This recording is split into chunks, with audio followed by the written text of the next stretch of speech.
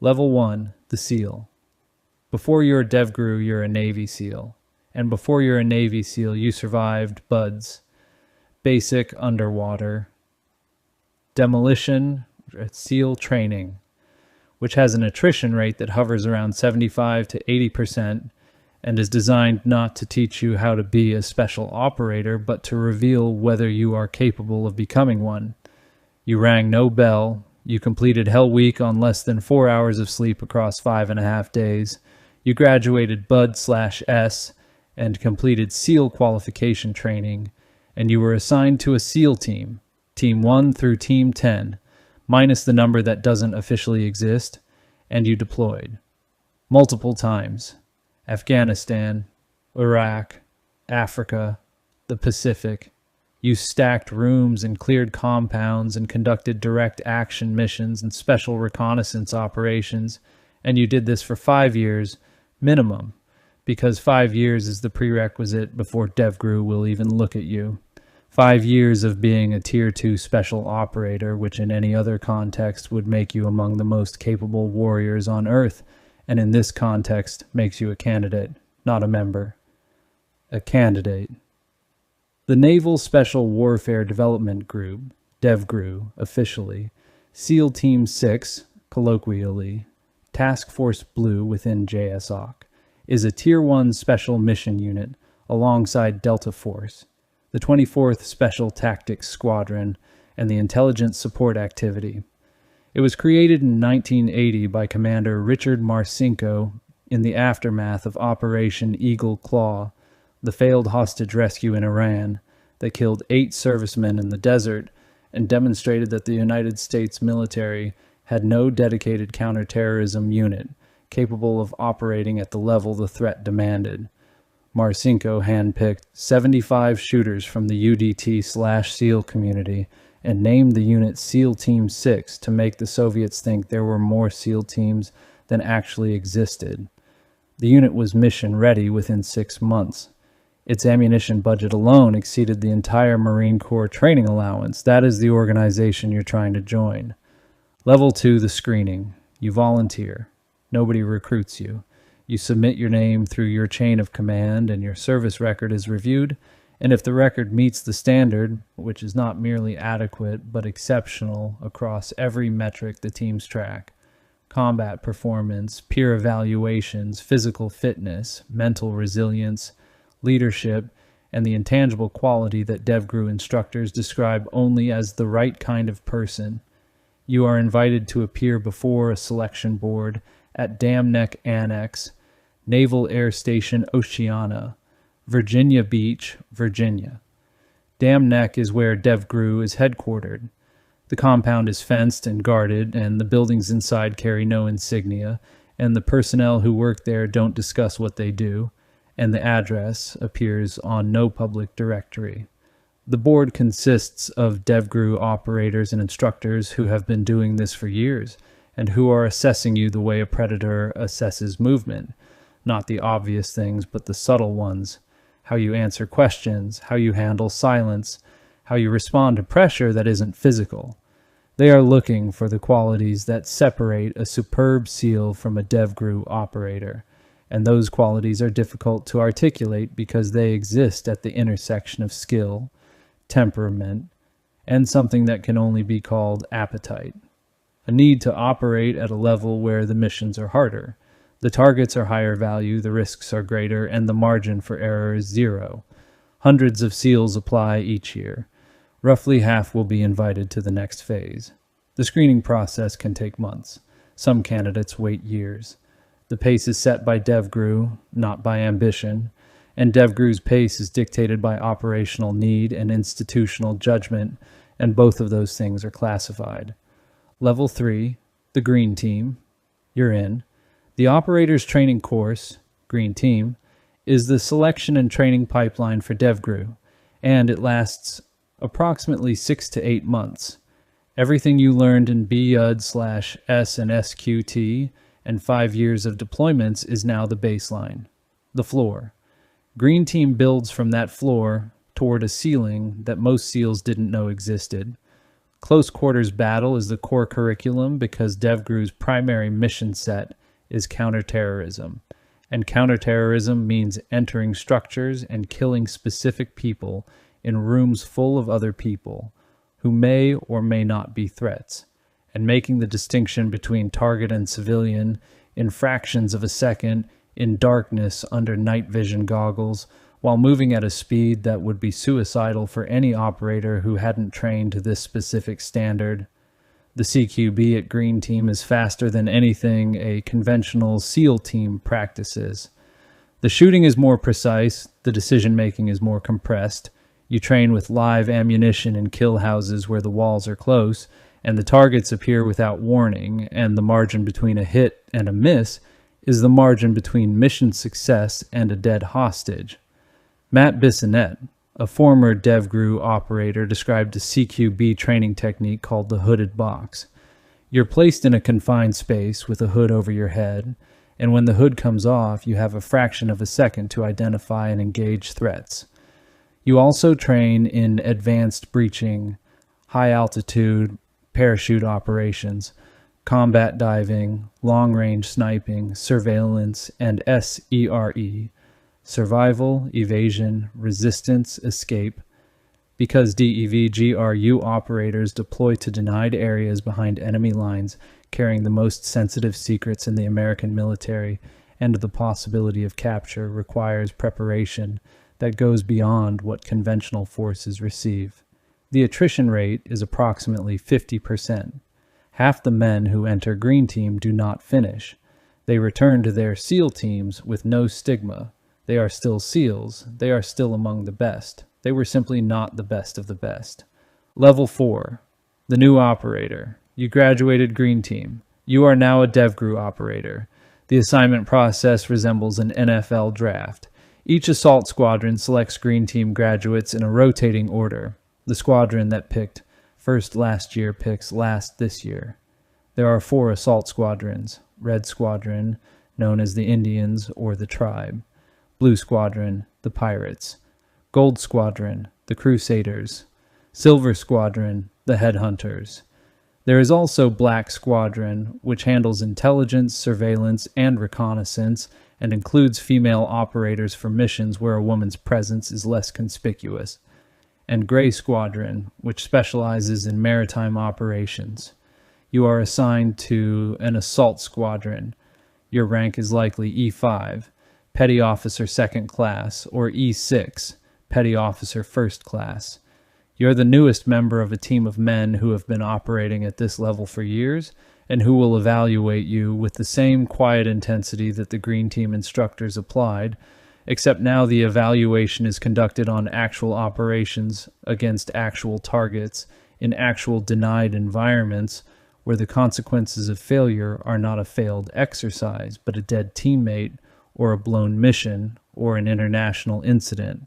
Your equipment is the best the military can provide, and then some. DevGru's budget is classified, but is understood to be the most generous allocation in all of naval special warfare. When Marcinko founded the unit with 75 shooters, their ammunition budget alone exceeded the entire Marine Corps. Your weapons are custom-built or modified to specifications that reflect individual operator preferences. Your optics are the most advanced available. Your kit is tailored to your body, your role within the team, and your operational preferences, because at this level, the difference between standardized equipment and personalized equipment is the difference between good enough and flawless, and DevGru does not accept the space between good enough and flawless. It operates only in the flawless. Level 5, the Assaulter. You deploy. The operational tempo at DevGru during the global war on terror was relentless. Within a month of September 11th, 2001, DevGru operators were on the ground in Afghanistan dismantling Taliban and Al-Qaeda leadership. In Iraq, they hunted high-value targets alongside Delta Force under the Joint Special Operations Command, conducting 10 to 15 raids per night during the peak of the counterinsurgency campaign. You are part of this machinery. You are an assaulter, the man who enters the room. The door goes down. The breacher blows the lock or the hinges or the wall itself. You flow through the breach point in a sequence that has been rehearsed thousands of times, and the sequence is second nature, and the room unfolds in front of you like a problem that your body solves before your conscious mind processes the data. Threat left, 2 rounds. Threat center, 2 rounds. Non-combatant right, hold, clear. Next room. The speed is inhuman to anyone who hasn't trained for it and automatic to anyone who has. You work in a 2-man element within a 4-man team, within a troop, within a squadron, and every layer of that structure communicates through a shorthand of gestures and radio calls that conveys more information in 2 words than a conventional unit conveys in a paragraph. Between deployments, you train. The training never stops, and the training is the thing that makes DevGru what it is. DevGru operators fire more rounds in a single year than most infantry battalions fire in a decade. They practice CQB until the room-clearing sequence is encoded in muscle memory so deep that conscious thought becomes unnecessary and the body operates on pattern recognition alone. The skills are perishable. The standard is absolute. The only way to maintain the standard is repetition at volume and intensity that would break a lesser unit, and the only way to sustain that intensity is a budget and an institutional culture that treats training as combat, and combat as an extension of training. The next mission is always tonight. Level 6, the team leader. You are an E7 now, Chief Petty Officer, or E8, Senior Chief Petty Officer. You lead an assault team, the small unit within the troop that is the fundamental building block of every DevGru operation. Your team consists of operators whose combined experience spans dozens of deployments and hundreds of missions, and each of them is capable of functioning independently at a level that exceeds most special operations units' best operators. Leading these men is not about telling them what to do. They know what to do.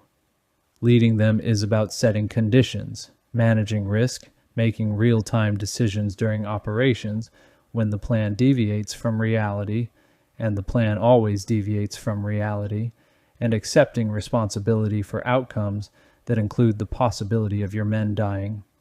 On April 12, 2009, 3 DevGru snipers positioned on the fantail of the USS Bainbridge simultaneously killed 3 Somali pirates holding Captain Richard Phillips hostage on a covered lifeboat bobbing in the Indian Ocean. 3 shots fired at the same instant, 3 kills at night, from a ship moving in one direction to a lifeboat drifting in another, in open water with swells of 3 to 5 feet. The ranges were approximately 75 feet, and the targets were partially obscured, and the hostage was inches from each pirate. That operation required the kind of precision and coordination that can only be produced by a team whose leader has created the conditions for perfection. You create those conditions through years of training, through tactical innovation, through knowing your men so completely that you can predict how each one will respond to a stimulus before the stimulus occurs. The team leader is the rank where the mythology of DevGru is either confirmed or destroyed, because the mythology lives in the execution, and the execution lives in the team, and the team lives or dies by its leader. Level 7, the Troop Commander. You are an O4 now, Lieutenant Commander. You command a troop, the operational unit within the squadron that deploys as a self-contained element capable of executing the full spectrum of special operations missions. Your troop contains multiple assault teams, snipers, breachers, communications specialists, and the support personnel who make the operation function.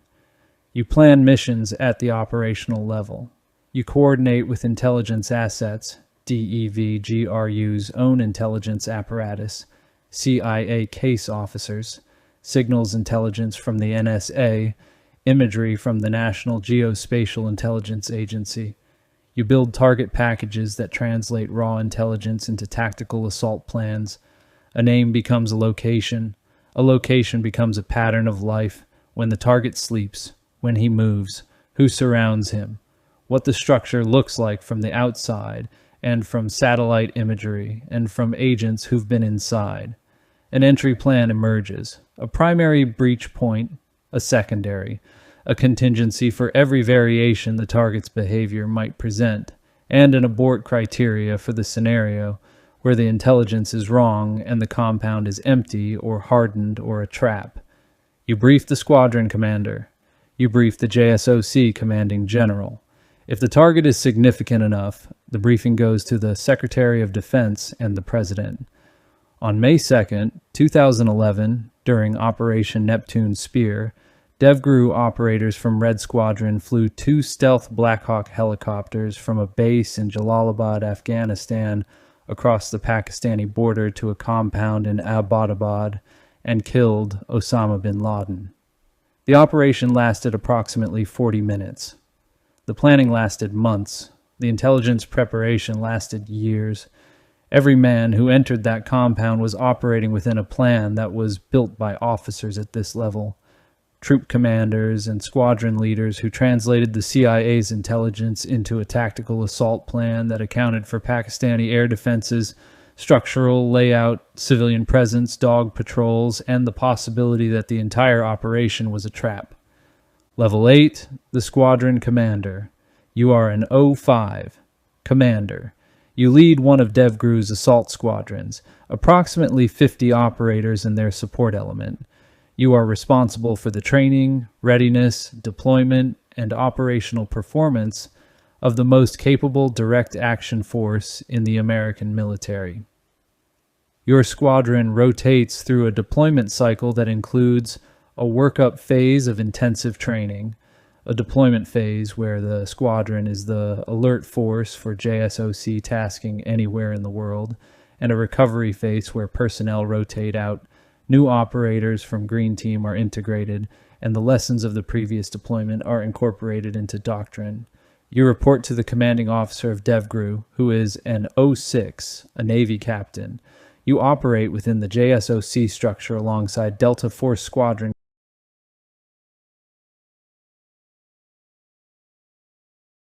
commanders, 24th STS commanders, and an intelligence support activity leadership, and the coordination between these units is the mechanism that enables the Joint Special Operations Enterprise to function as a single force rather than a collection of competing fiefdoms.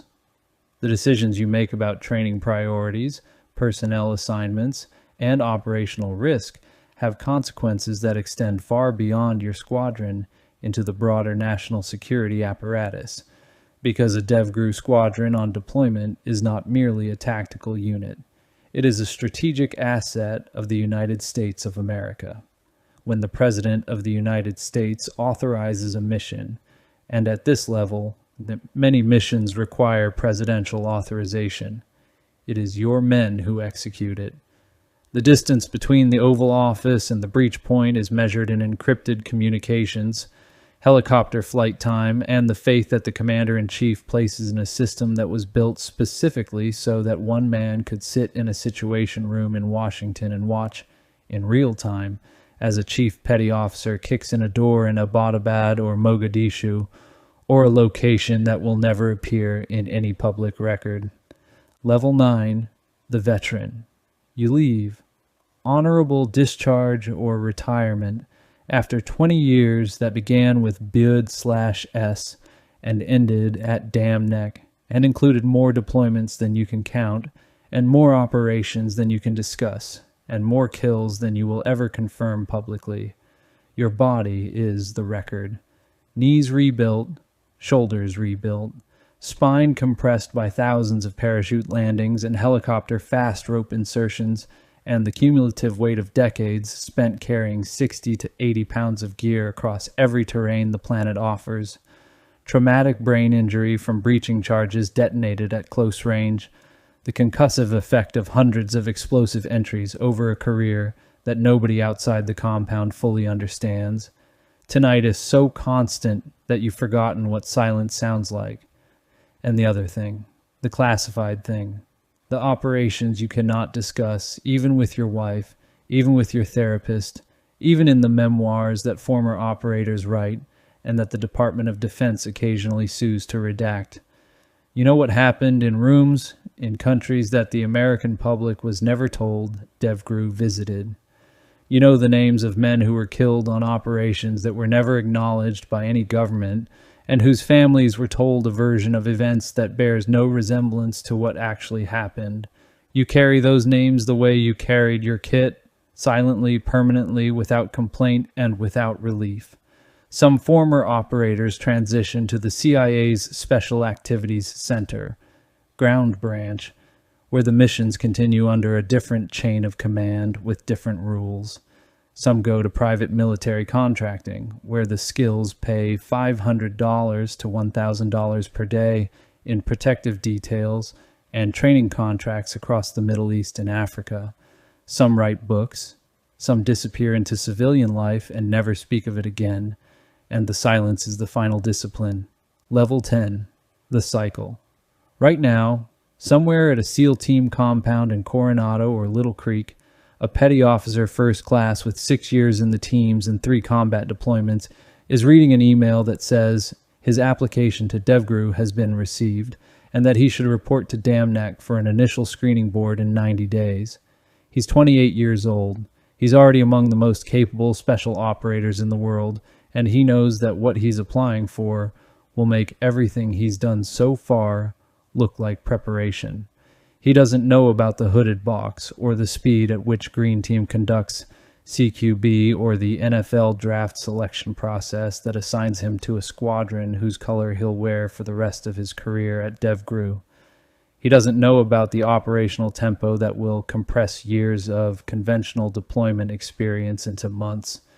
He doesn't know that the breach point is the loneliest place on Earth, the threshold between the hallway and the room where the target is, and where the team leader has made a decision, and the assaulter has committed to the entry, and there is no retreat and no pause and no second chance.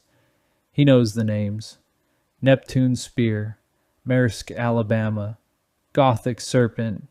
He knows the reputation. He wants to be inside it the way every exceptional athlete wants to compete at the highest level that exists, not for the glory, which is classified anyway, but for the work itself, which at this level is the purest and most demanding expression of a skill set that has no civilian application, no adequate description, and no off switch. He reads the email again. He closes his phone. He goes to the gym. He starts training harder than he's ever trained for anything in a career that has been nothing but hard training. The cycle begins again.